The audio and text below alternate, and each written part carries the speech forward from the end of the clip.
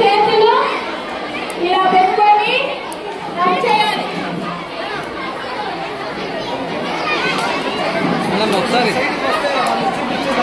మీరు ఒకసారి రఫ్ చేస్తాను సైడ్ వచ్చి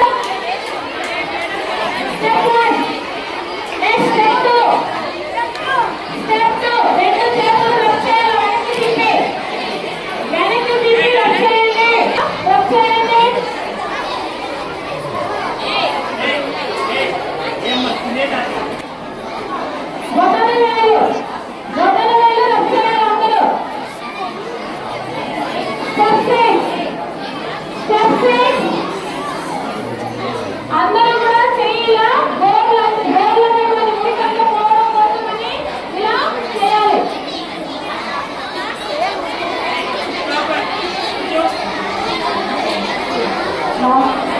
మణికట్టు వరకు శుభ్రంగా రబ్ చేసి కడగాలి.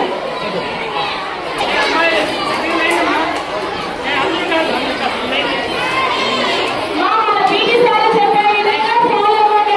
కింద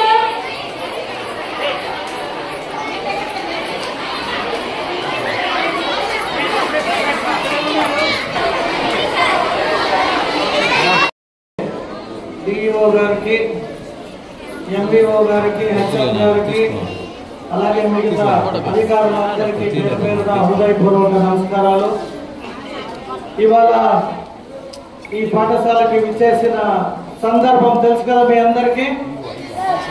దేని పర్పస్ లో వచ్చాను ఇక్కడికి? డయేరియా అనే ఒక జబ్బు నుండి మనం సురక్షితంగా ఉండాలి అంటే ఏమేమి చేయాలని ఆల్రెడీ మీకు ఒక ట్రైన్ చేశారు కదా, చేశారా? మరి పరిశుభ్రతతో ఉండాలంటే ఏమేమి చేయాలి అనేది మీ అందరూ ఇప్పుడు ఇంకొక నా స్పీచ్ తర్వాత మీతో పాటు నేను ఉంటాను, ఓకేనా? కరోనా అనే ఒక వ్యాధి మనకి ఇది మనం ప్రీవియస్ ఒక కరోనా అనేది ఎంత డేంజరస్ ఉన్నది తెలుసు కదా అందరికీ.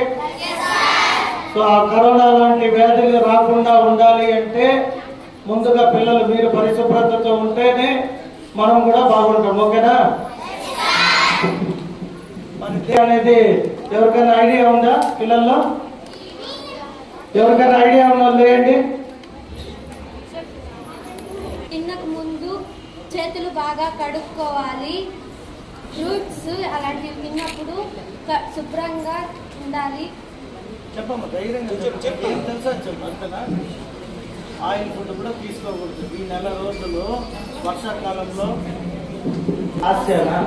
వెరీ గుడ్ అమ్మా. ఇలాగే మీరు కూడా ధైర్యంగా మీకు ఏదైతే తెలుస్తుందో అది స్టేజ్ క్లియరెన్స్. ఆ అమ్మాయి చెప్పినట్టు లాస్య హాట్ వాటర్ ఎక్కువ తీసుకోవాలి, ఓకేనా? వీలైనంత వరకు ఇంటికి పోగానే ఇష్టపడము, అవునా కదా? కాబట్టి ఎక్కువ శాతం తగ్గించేయాలి, ఆయిల్ లేని ఫుడ్లే తీసుకోవాలి, ఓకే? మరి ఇక్కడ ఇప్పుడు ఏమేమి స్టడీ చేస్తున్నారు మీరు?